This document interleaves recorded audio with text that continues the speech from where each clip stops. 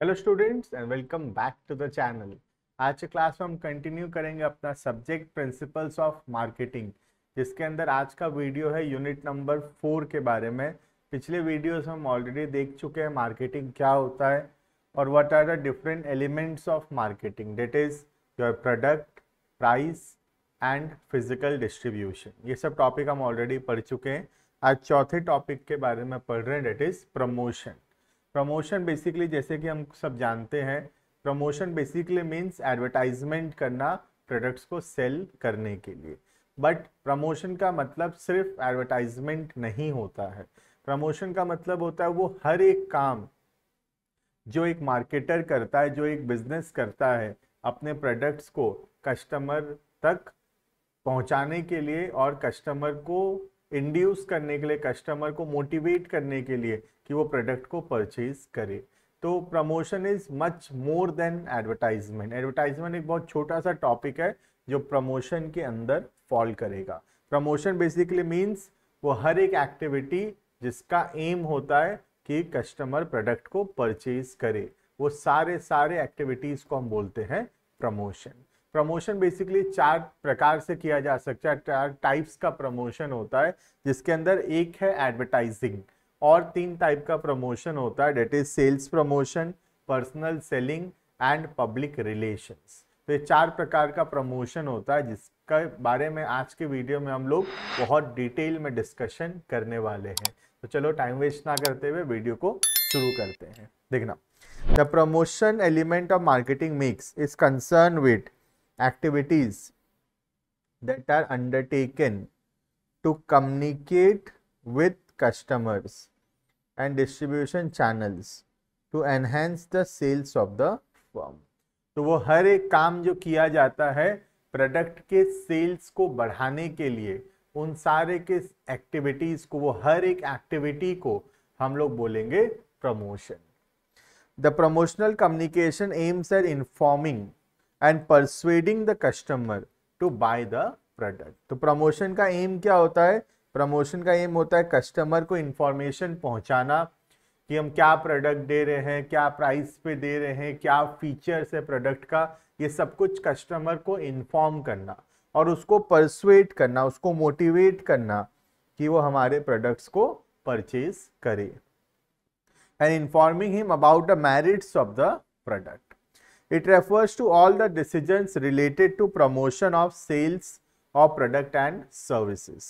Following are the types of promotion। तो 4 type के promotion हम लोग बहुत डिटेल में जाने वाले हैं उसके अंदर कि वो क्या होता है, कब यूज होता है और क्या क्या कैरेक्टरिस्टिक्स है हर एक प्रमोशन का।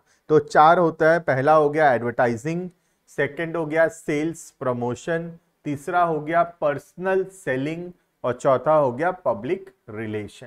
तो जो भी बच्चे लोग एडवर्टाइजमेंट और प्रमोशन को एक ही समझते हैं वो बहुत बड़ा गलती करते हैं, क्योंकि एडवर्टाइजमेंट तो एक बहुत छोटा सा कॉन्सेप्ट है प्रमोशन के अंदर। प्रमोशन में 4 चीज आता है, उसमें एडवर्टाइजमेंट जो है एक छोटा सा टॉपिक होता है। ठीक है, देखना तो शुरू करते हैं। पहला हो गया एडवर्टाइजिंग। तो एडवर्टाइजिंग जैसे कि हम सब जानते हैं, पैसा देकर एड्स दिखाना, या तो वो आजकल, पहले जमाने में टीवी रेडियो में एड्स ज़्यादा आते थे, आज के ज़माने में सोशल मीडिया में एड्स ज़्यादा होते हैं। तो बेसिकली एडवर्टाइजमेंट का पर्पस होता है, पेड फॉर्म होता है, पैसा लगता है उसको करने में और उसको डिफरेंट मीडियाज में दिखाया जाता है, लाइक योर व्हाट्सएप पे या फिर तुम्हारा इंस्टाग्राम पे या फिर फेसबुक पे, डिफरेंट वेबसाइट्स पे, यूट्यूब पे, ये सब पे एड्स रन करते हैं और जिसका ऑब्जेक्टिव होता है कि कस्टमर इंफॉर्मेशन मिले उसको और वो परचेज करे प्रोडक्ट को। ठीक है, तो एडवर्टाइजिंग सबसे पुराना तरीका है प्रमोशन का। देखना, advertising can be defined as the paid form, पैसा लगेगा है ना, paid form of non personal presentation and promotion of idea. Non personal होता है ये, मतलब 1-to-1 कम्युनिकेशन नहीं होता, किसके साथ? कस्टमर के साथ। एक बार एड दिखाए तो एक साथ बहुत सारे कस्टमर्स वो एड को देख रहे हैं, 1-to-1 नहीं है, 1-to-many है। एक एडवर्टाइजर बहुत लोगों को कम्युनिकेट कर रहा है एक साथ। ठीक है,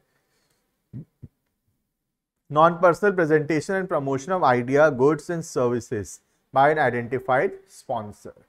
It is an impersonal presentation where a standard or a common message regarding the merits, price, availability of product or service is given by the producer or marketer. एक common advertisement बनता है, एक common message बनता है और वही common message सबको दिखाया जाता है, हर एक कस्टमर को सेम मैसेज दिखाया जाता है. The advertisement builds pull effect as advertising tries to pull the product. ठीक है, ये पुल इफेक्ट क्रिएट करता है as it pulls the product by directly appealing to the customer to buy it. तो ये एक पुल इफेक्ट है जहां पर हम एडवर्टाइजमेंट्स दिखाते हैं और हम लोग प्रोडक्ट को बेचने का कोशिश कर रहे हैं to the ultimate consumer.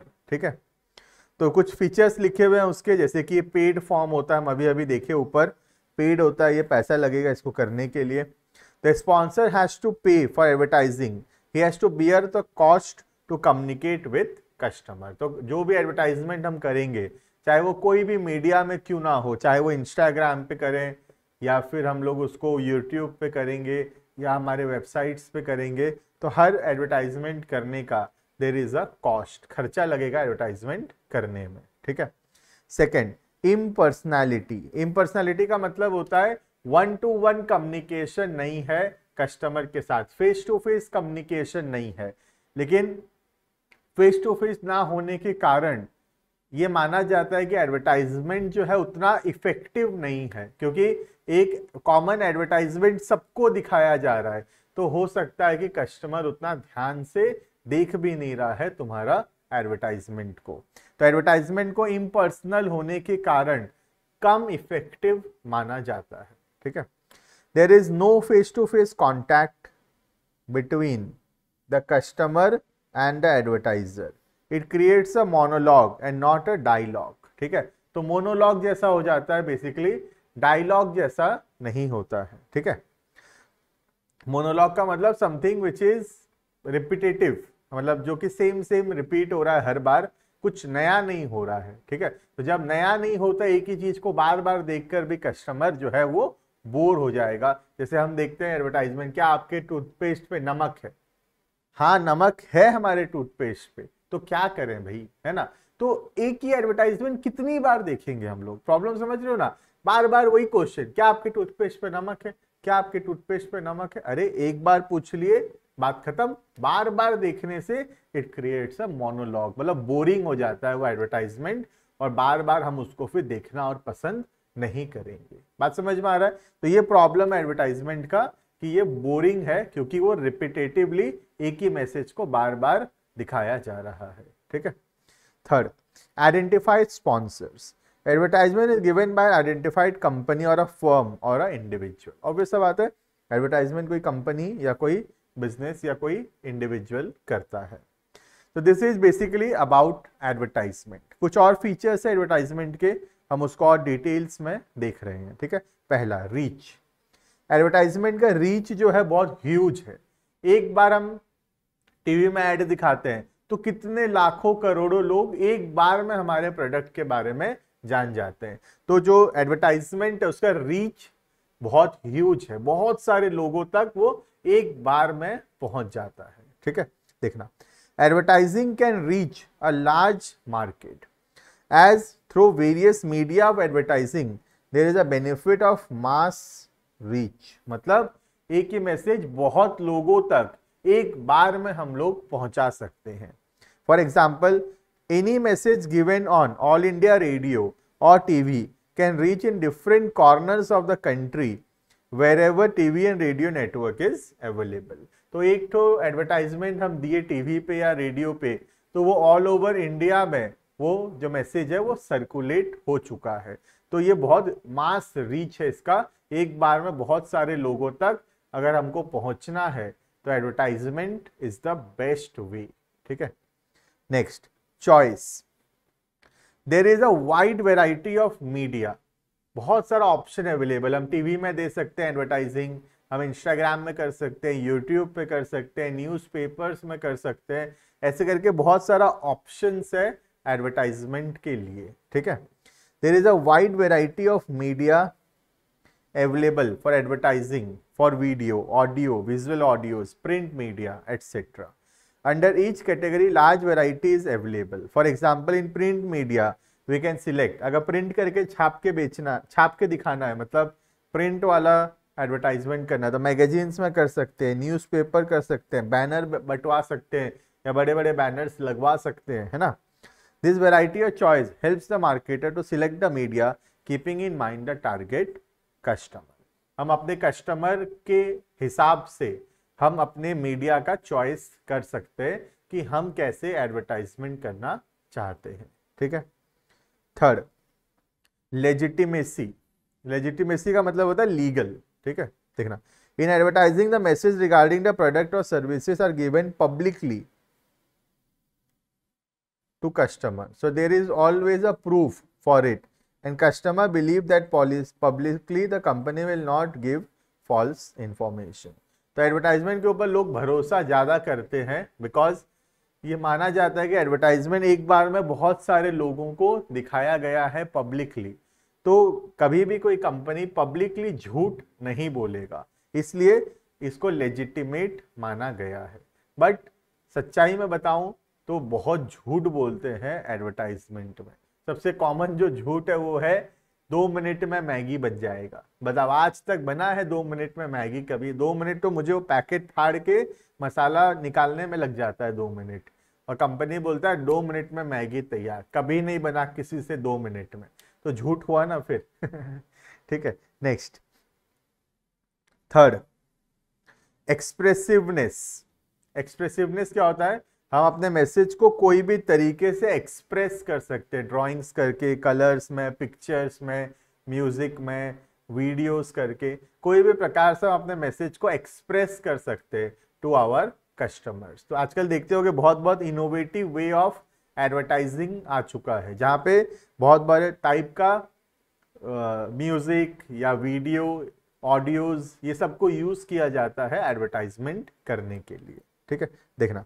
Advertising provide enough opportunities to marketers to dramatize the message with the help of drawing, colors, pictures, music, dance, etc. They can easily express the use of the product through various techniques and can add multimedia effect also. है ना. तो basically वो लोग अपने product को किसी भी तरह से एडवर्टाइज कर सकते हैं, कोई भी प्रकार का वीडियो, ऑडियो, ये सब यूज करके. Fifth, economy. इकोनॉमी मतलब सस्ता होता है एडवर्टाइजमेंट, क्योंकि एक बार में बहुत सारे लोगों तक ये पहुंच सकता है. तो अगर हम पर पर्सन कॉस्ट निकालेंगे तो वो कॉस्ट काफी कम होगा. ठीक है. It is always felt that advertising increases the cost of product और services, but advertising is considered as economical as compared to other promotional techniques because it reaches masses, and if we calculate cost per customer it is very low.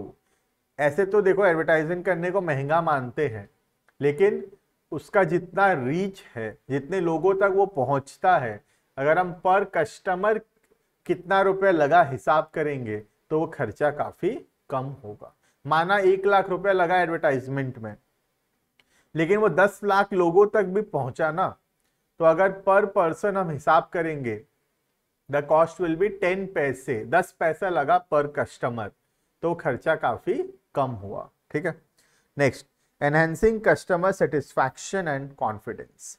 Customer feel more assured, ज्यादा भरोसा होता है उसको, about quality and feel more comfortable if sponsors claim this benefits in advertising. ज़्यादा advertisement हम जिस चीज़ का देखते हैं, हम कहीं ना कहीं उससे थोड़े प्रभावित होते हैं और हम ज़्यादा कॉन्फिडेंट फील करते हैं उस प्रोडक्ट को परचेज करते समय. ठीक है. This is all about the first technique, that is advertising. Total 4 technique है: advertising, sales promotion, personal selling and public relation. हम कंप्लीट कर लिए एडवर्टाइजिंग. सेकेंड शुरू कर रहे हैं, that will be sales promotion. ठीक है. देखना, सेल्स प्रमोशन क्या बोल रहा है. Sales promotion refer to short term use of incentives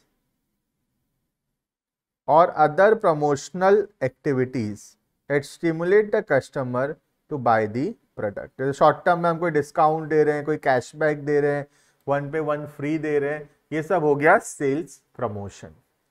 sales promotion techniques are very useful because they bring short and immediate effect. जैसे ही डिस्काउंट्स दोगे तुम देखोगे अचानक से सेल्स जो है वो इंक्रीज होगा।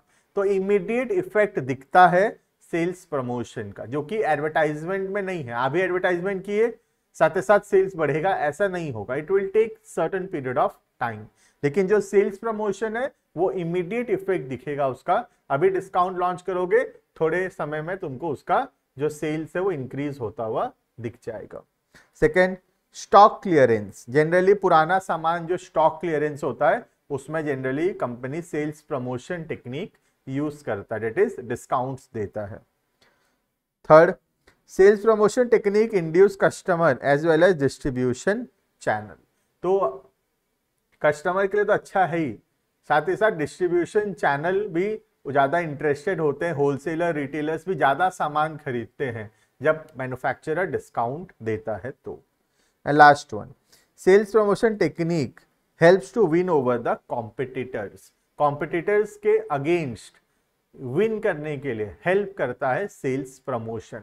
अगर हमारे प्रोडक्ट में ज्यादा डिस्काउंट चल रहा है, बाय 1 गेट 1 फ्री चल रहा है, तो जो कस्टमर है हमारा प्रोडक्ट पहले खरीदेगा as compare to the competitors. तो हम अगर कॉम्पिटिटर्स के साथ compete करना चाहते हैं तो सेल्स प्रमोशन जो है वो सबसे बेस्ट वे है, टेक्निक है जो कंपटीशन करने का। बात समझ में आ रहा है? तो एक बहुत छोटा सा टेक्निक है sales promotion. Basically discounts, offers, cashbacks ये सब देना अपने कस्टमर को, जिससे कस्टमर इंड्यूस होगा, परसुएड होगा हमारे प्रोडक्ट्स को परचेज करने के लिए। बात समझ में आ रहा है? तो ये हो गया पहला 2 type of promotion, that is advertising and sales promotion. जल्दी से कमेंट बॉक्स में बताना कि कैसा लग रहा है वीडियो, और हम लोग नेक्स्ट वीडियो के अंदर मिलेंगे जहां पर हम लोग बाकी 2 और टाइप्स ऑफ प्रमोशन को डिस्कशन करेंगे, that will be personal selling and public relations. ठीक है, आज के वीडियो में इतना। अभी के लिए यहाँ पे वीडियो को स्टॉप करेंगे, मिलते हैं नेक्स्ट वीडियो में। Thank you and bye bye.